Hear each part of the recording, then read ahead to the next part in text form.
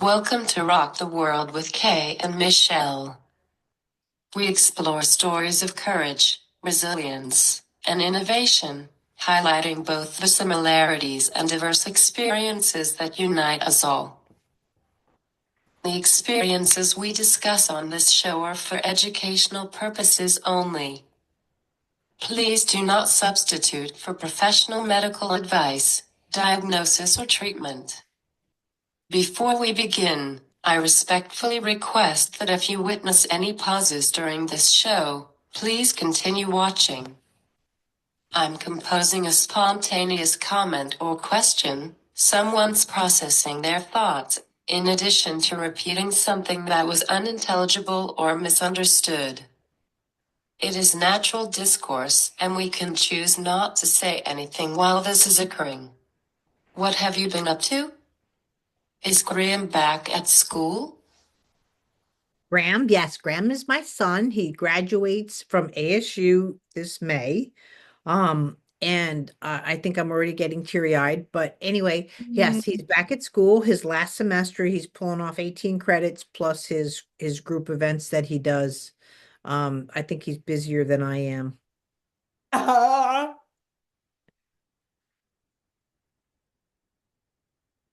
I have been chilling before college starts Monday. I filmed 2 podcasts last week and scheduled several. That's amazing. Yeah, I run the movement lesson clinic, and we have clients right now in from China and Canada. I have just another one who just moved here. She starts today. I've seen her before for lessons, but they moved to Arizona. Arizona is a very good state for uh services for any kind of special needs. I think it's number one. And so a lot of people do end up coming in not only for movement lesson, but for all of what Arizona could offer. Yeah. Today, our real and rich conversation is about legal guardianship for people with special needs. While I don't have a guardian, Michelle has parental guardianship for her son, Graham. Right. So my son Graham is 22. And yes, I mentioned he's graduating ASU. A lot of people think because he's got a GPA of 3.75, he's going to be majoring or he's going to be getting degrees in political science, urban planning. He has a minor in Russian of all things. He's Phi Beta Kappa, etc. And again, these aren't brags. We've both worked really hard, considering he was once diagnosed as mentally retarded, which was a diagnosis when he was 4. Don't get upset. It's now cognitive impairment, but this is his past. But I when he was diagnosed as you know, again, it's his 4 at 4, his goal was to say mom and to walk. We open, please. We picked 20 words that my son would be able to say. And at that point, they really threw him under the bus as far as going from preschool to kindergarten kind of thing. And that's where I said, that's it. I'm taking over. I took over for his therapies. And I got very aggressive because my son did walk and talk before he got sick. I I still think I didn't deal with him not being able to walk or talk. Now, fast forward, people see him that he walks and talks and he's graduating with all these accolades. I get it, and I couldn't be prouder. But if my son doesn't take his medicine, he'll die. He has no immune system to bacteria. He's had 30 surgeries and so forth. I don't feel my son was ready to go into the world and self-advocate. And also, too, like with his surgeries and for his meds, at 18, he could say, I don't want to take them. I'm done with this. Well, I don't think he understands what it would do to his life. And also, too, It's not black and white. it's not black and white, but for him, life is. So there's no gray. And so a lot of people see him as, oh, but he walks and talks. What are you worried about? Well, I'm still worried about that my son's going to die. I mean, at any moment, if the meds change or his insurance change, I can't get it. My son goes, in seconds, because he's got the infection in his head that he'll never get rid of, and it just comes out like a full roar.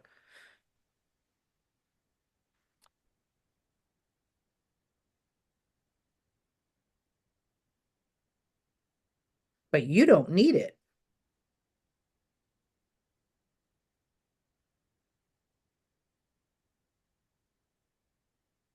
Even my seizure medication. Mm. Right, but you understand why you need to take it. Mm. Mm. I am a college student, avid horseback rider, office manager, communication assistant, co-author, and the host of 3 successful talk shows, all facilitated through her iPad as a speaking device.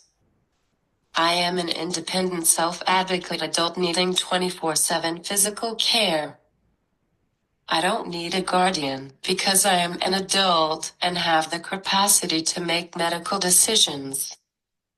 I've the ability of an individual to understand the choices presented, to appreciate the implications of choosing one alternative or another, and to make and communicate a decision.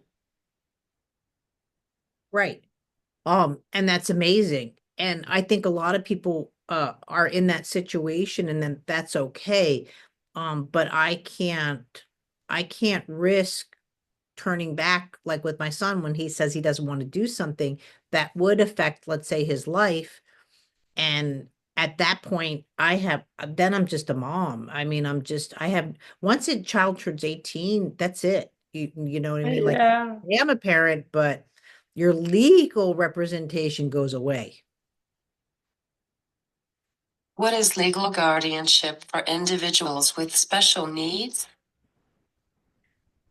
So legal guardianship with individual special means that at the age of 18, you don't want to wait longer because the courts might decide, let's say if I wanted to take legal rights from you, again, that's what that means. I am taking your legal rights away. So your legal rights means that you cannot sign anything. So, medical information or this, when they say, do you understand? I'm saying right now, I don't believe my son understands that he could be financially responsible for something or that kind of thing. So, secondly, what it means is that he can't drive, which is fine. He doesn't want to drive. I don't think he's capable of it. And so I don't think that will ever be a milestone, but it's fine. We have Uber. And then it also means that he can't vote. So that's a hard one taking. But if you're saying someone doesn't have the capacity to make proper decisions that affect their lives, then you can't vote.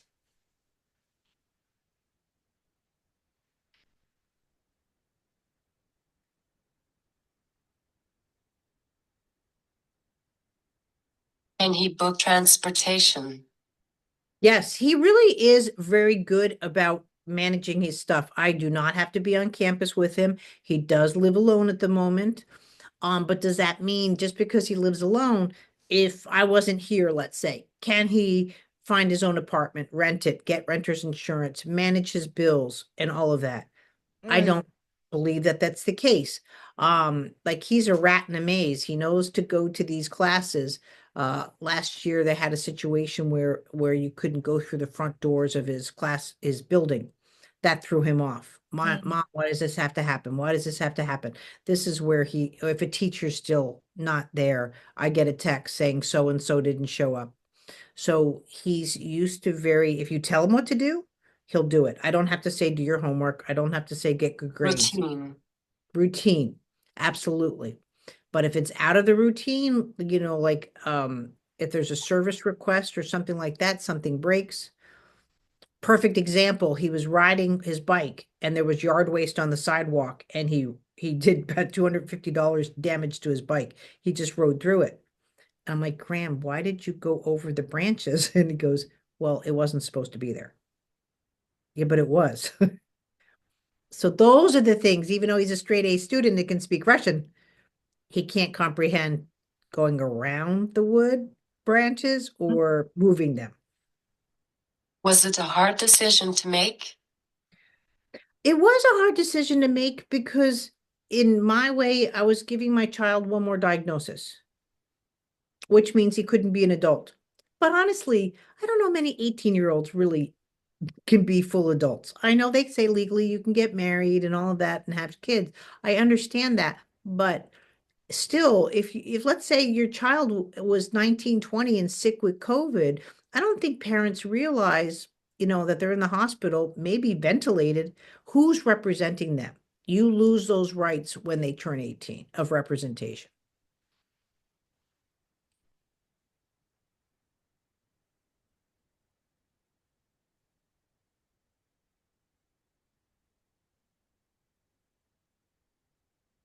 Did you need update diagnosis?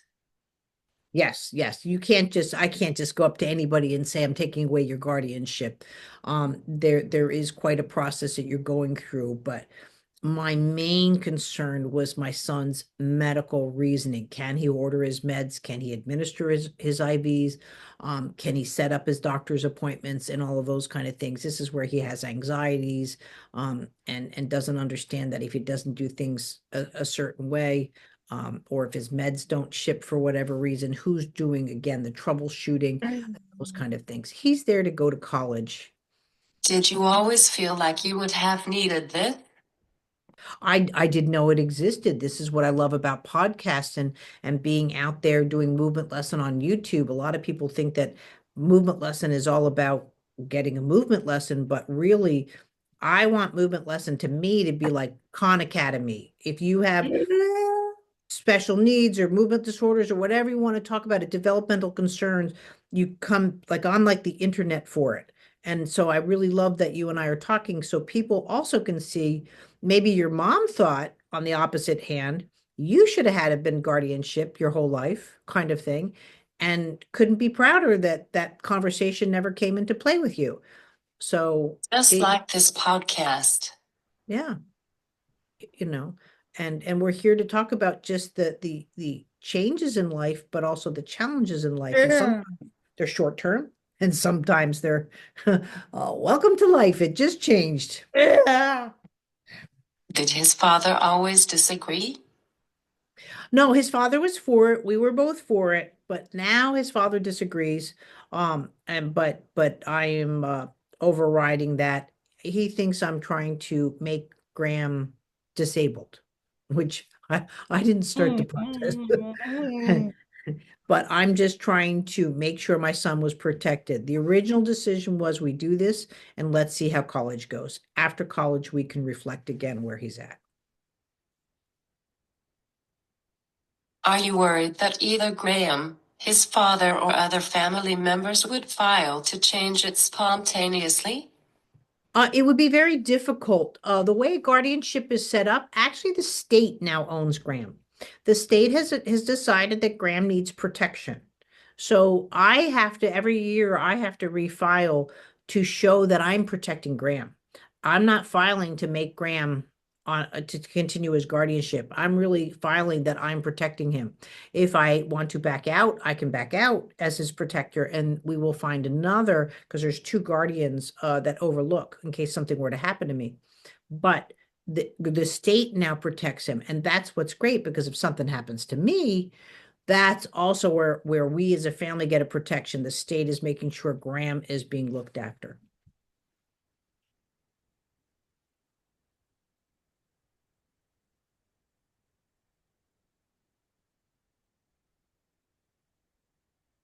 Is it always that way? I know all I know is state of Arizona. It should be that way in every state, but as I've learned, every state does do special needs differently. There are state laws. Every state decides which state how they decide to spend their Article 19 money from the government, and then there's government laws that people might be more familiar with, like Social Security. It is easier to get Social Security if you're under parental guardianship because you are already showing or proving your case that your child is, let's say, incapacitated. Graham is not incapacitated to the point where he needs Social Security, though, or would qualify.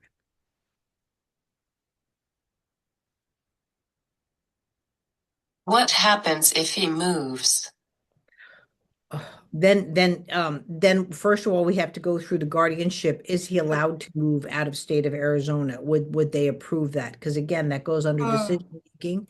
Again, when he has to file rent an apartment, he has to sign for it. Is he capable of saying, "Oh yeah, I don't care, my rent's $4,000." Well, how are you gonna pay for it, Graham? I don't know. You know, you know what I mean? So again, that's where that protects him. And that's something we're going to have to look after because I don't know if he'll be working for Makes the Secret sense. Service. Yeah, it makes sense to protect him. Again, you might feel that you're okay advocating for yourself, but again, if something were to happen to your parents, the question has to be asked, which you are. I'm not questioning your decision making. Again, who's going to take care of you? Suddenly, short term, long term, what's going to happen? Does Graham understand it? Yes, yes. Actually, he originally, when it happened, a lawyer comes from the state of Arizona and goes over his rights and asks him question. But it's actually a private interview. If he's capable of making certain decisions, the lawyer will present to the court that they're in agreement with us. And then we had to go before the judge, and the judge actually talked to Graham to make sure that, we were doing this not in haste, but in his best decision.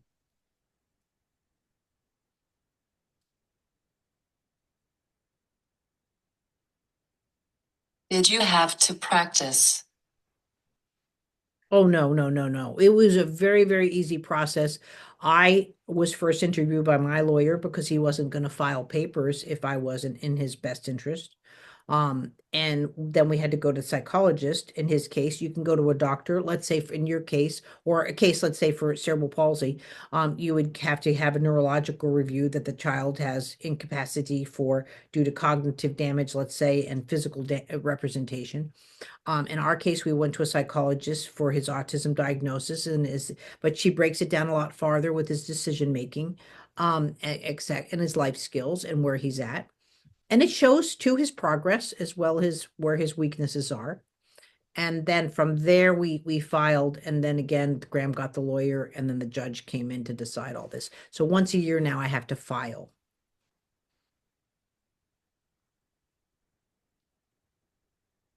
Is autism his primary disability? Autism is, see, now that's a big question. It's his primary disability for the state. People have to realize that most states' laws for disabilities were written probably in 1934. So if your child has CDKL5, let's say, is the system set up for it? Most likely no. But he's autoimmune failure, he's autistic, and then he has like a decision-making disorder. But again, you're not going to get services for decision-making disorder, but it would be under consideration for, let's say, for parental guardianship.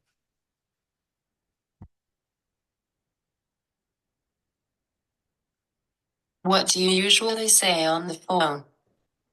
I don't say much. It just says where he's lived the past year, and who's been living with.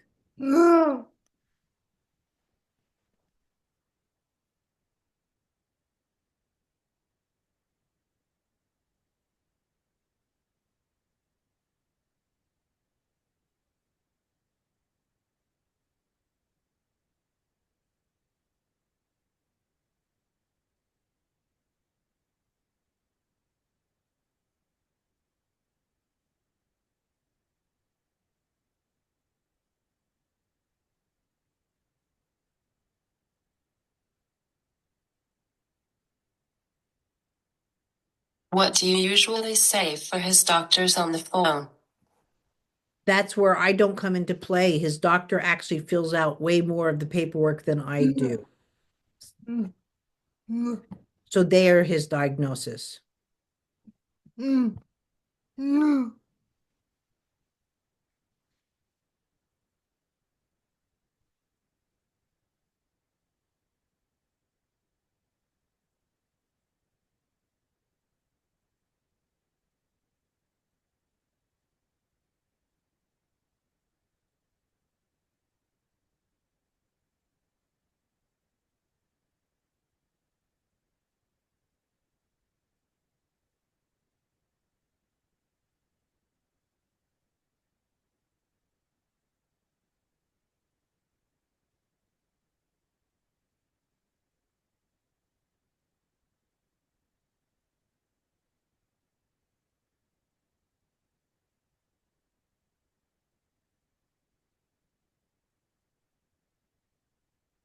I mean, like I am calling for Graham who has. Um, When I'm working with that, I'm very careful with introducing Graham as being special needs. I really I when I say that I have an autistic child, it's for your visual description, but I don't consider my son personally or any of my clients is I have an autistic kid. I have a child named Graham. He happens to have autism, but his eyes are also blue, kind of. Ugh. I really don't Graham really taught me to see possibilities in everyone versus limitations. So this is what's hard, say, about doing parental guardianship, because I'm actually declaring a certain spot in his life, and that's not how I like to work. You know, life moves, but everything can always get better, but people wait for it to get worse.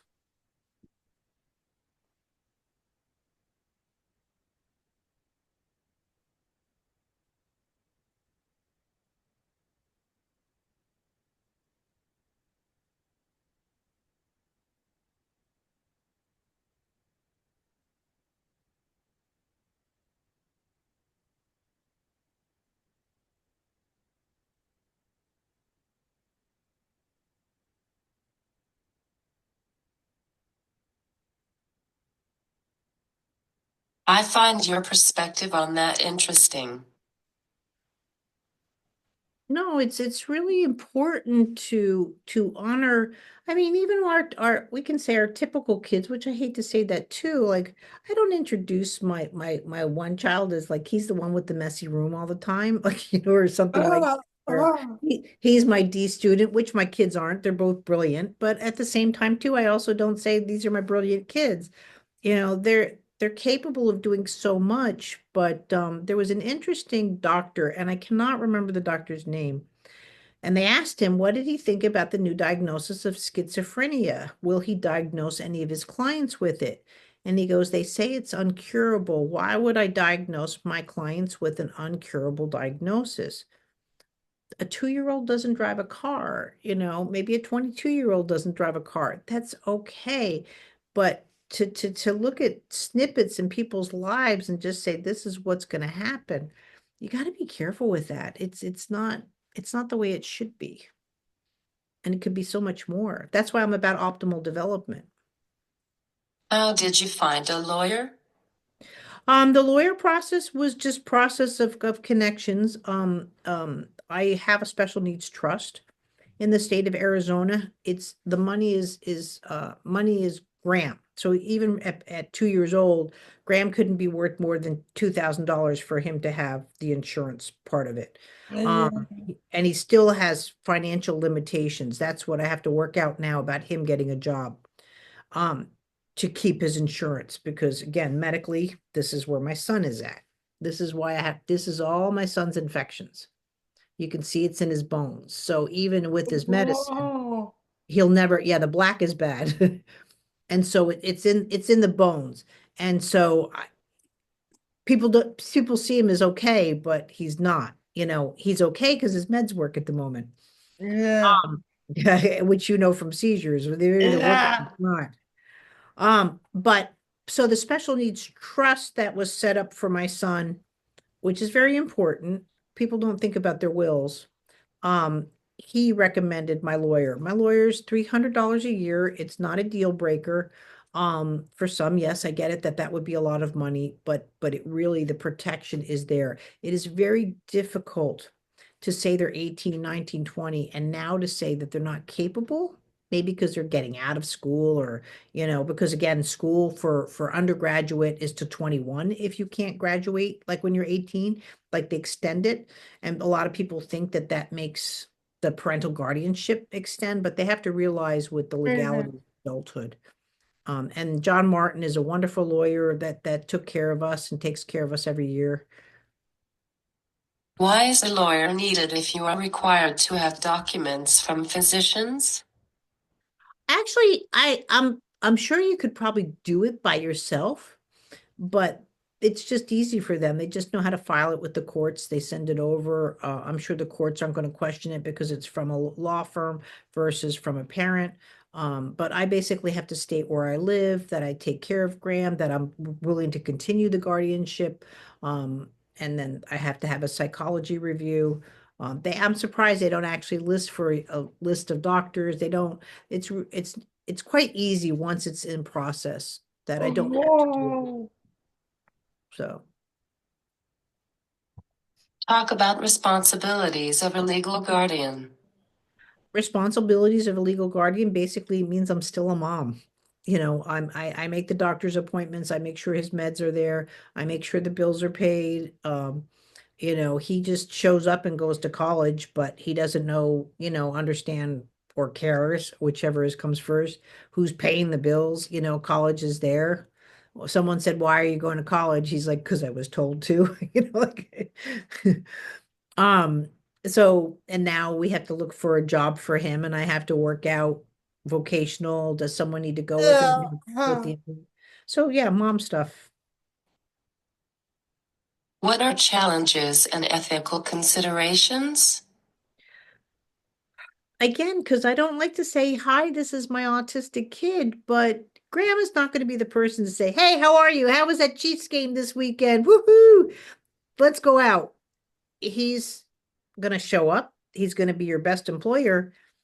But at the interview process, are they going to be like, "What's up with this kid?" So that's where I'm looking at now for like vocational rehab. Does someone need to present with him saying, "Hi, this is Graham. He happens to have these things. Don't worry about it. They're not going to infect his employment. If anything, there's going to make him, more optimal." But, these are, I don't know. Like I haven't hired someone in a long time, much less, does he need that introduction of being special needs, or am I thinking too much as a parent? I don't know. So there's new challenges every day of how to do it, because when people say, "Well, why is he getting Arizona disability? He's fine. He's going to college. Look at him. There's nothing wrong with him." It's none of your No. business. You know. You find it annoying to convey at any appointment or call? No, but I do find it annoying when you're wasting my son's time. My son's like autoimmune failure is polysaccharide AB deficient. I had one doctor like, "How do you spell it? And did you actually get a diagnosis for this?" I'm like, "It's so rare. There's no group on Facebook. Like, I didn't make this up. Like, it's not a Google diagnosis." Or when they look straight at him, "Oh, your son probably won't be walking much longer." Well, what evaluations did you just give for me? He's a black. Things like that. That what what it's like when they talk about you like you're not in the room, and like I always let my mother come into appointments as she's my primary caregiver. I would oh, allow the other family members in my household to do the same thing if necessary. I do understand that I have the right to go into appointments independently using assistive technology and/or an interpreter, but I don't see why I would choose to do so. I My don't think family is with me 24/7, and that would add an additional step after the appointment that doesn't make sense to me to recommunicate the next steps to them. Even though mom is allowed to make phone calls for me, my vocalizations are always required to prove that I give my consent to them to talk to mom. As you can imagine, I do as much as electronic health record as possible to prevent the additional unnecessary hoops of explaining our situation. I find it easier, not because I don't want my family to know. we should be using our family. We should be using we aren't meant to be alone, especially with major considerations. And especially when it does affect your mother and your father and, whoever is your immediate family in your household. And they're there to help you. They're not to be make you more disabled. That's not why we have, No. a village. And Here are two examples of self-advocacy last week were small. Choosing what vaccinations I wanted and made sure that doing it the same day as fasting blood work was okay. Making sure a lab was ordered from another specialty, which it wasn't, but the provider I was with was able to order it. No, that's great. And when you have show up in numbers, I think people listen more. If you're by yourself, for me going in, they tend to just fluff it off sometimes. I shouldn't say everybody, but there is something to be said about being in numbers or being in pairs, groups.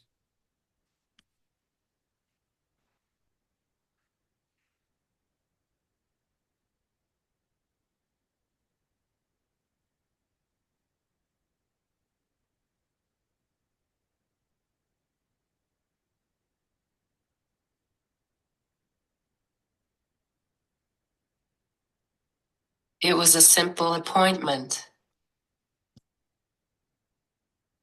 Because you were prepared.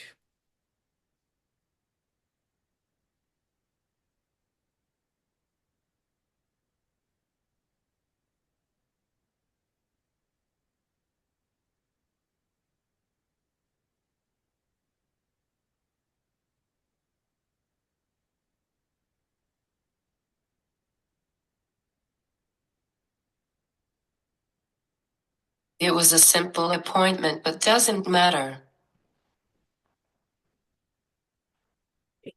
You never know. People don't understand what would be a simple appointment for most people. We have to prepare. We have to make sure, oh, all the paperwork is in, maybe it's the insurance, the referrals, that it gets sent to the next person. The Mm. work that we do for a simple appointment is 10 times more than I think most people that don't have needs or considerations for short to long-term concerns.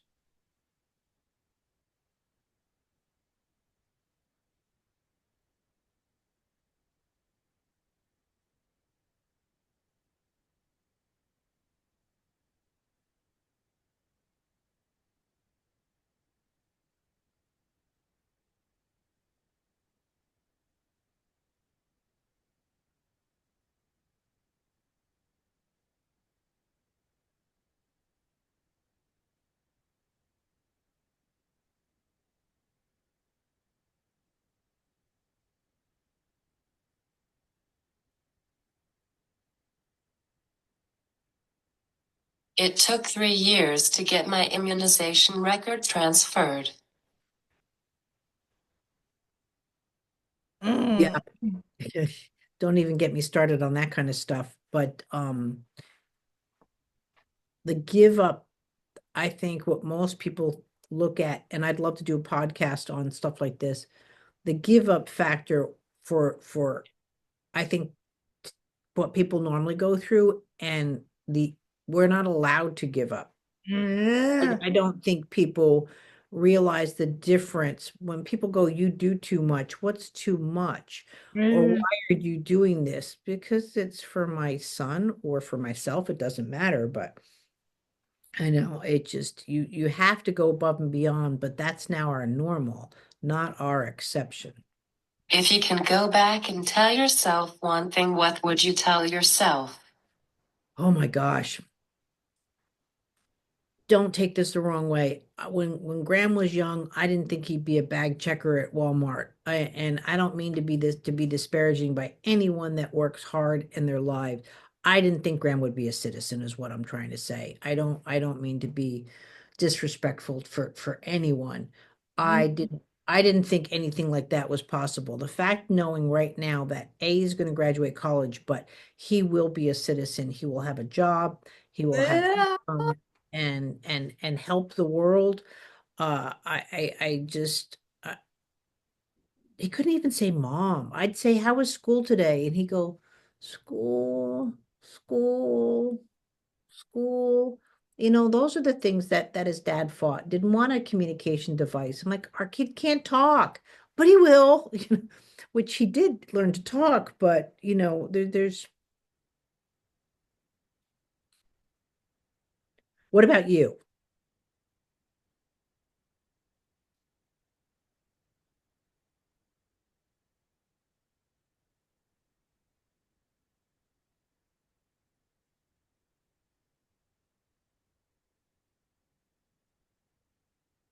'Can you answer how's school now? He's doing really well in school. Mm. Oh,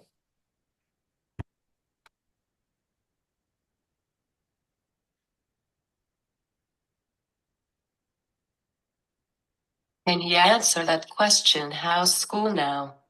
oh yes, he can answer that question, how school is now.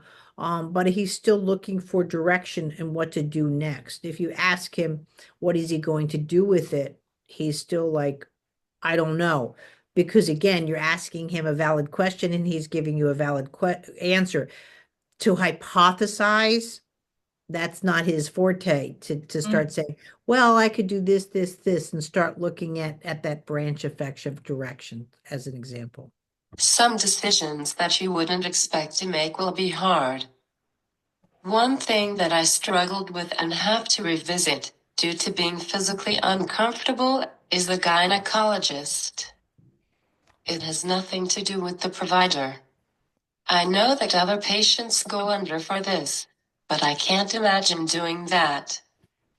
I go through so many other exams, tests, procedures, and so forth that my neurotypical peers don't. Oh no, absolutely. I love when they say they've actually said he couldn't have possibly have had 30 surgeries, and I started listing them off. They'll, stop, stop. Oh. What am I making this up? You Yeah. know, I feel like the 12 days of Christmas, seven sinus endoscopies. Yeah. He had Yeah. 18 surgeries just to his head alone. Um, What should people act on now? the biggest thing people should act on is don't think your doctor, your lawyer, anybody, your teacher is waiting for you and is available tomorrow. If you're starting to see concerns, make the appointment. A neurologist might be 5 months out. They might be 2 months out. They might be a year out. You don't know. If you want the best, so does everybody else. Make the appointment. 2 months from now, if you don't feel you need to go see that doctor, you can cancel the appointment. But so many people have that wait and see. Oh, and the doctor said next month that there's still a problem. Make the appointment. You can Yeah. always cancel it.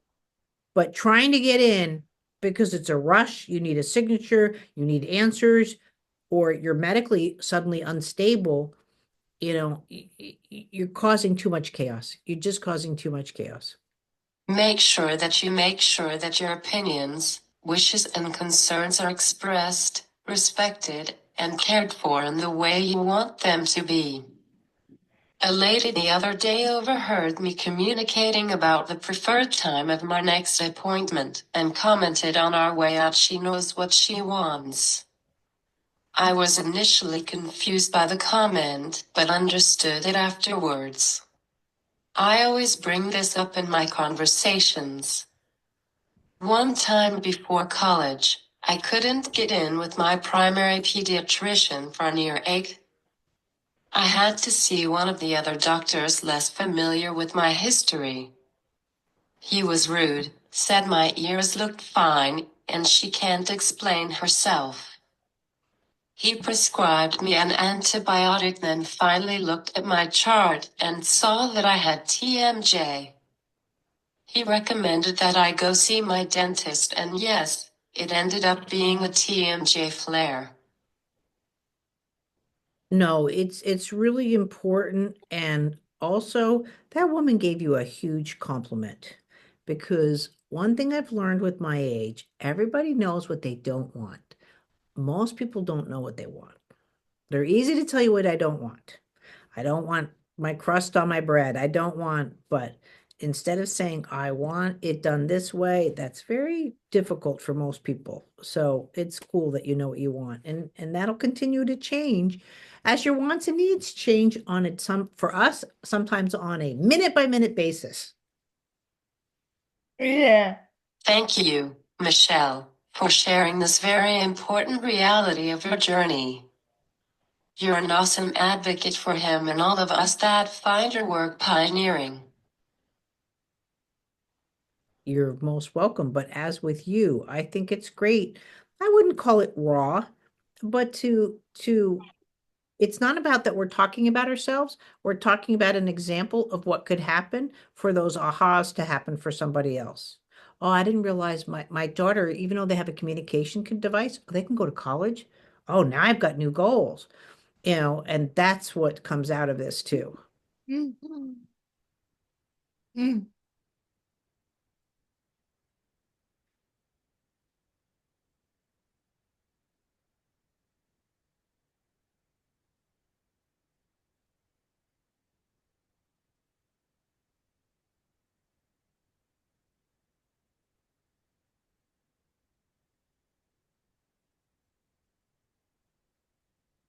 My signature is a K.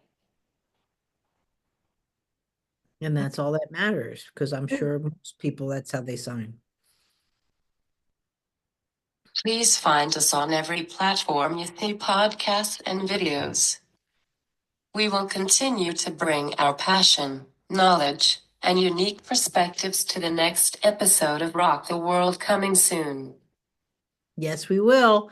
And we also will have guests. So if you feel you need to help your world be rocked by coming on with us, let us know.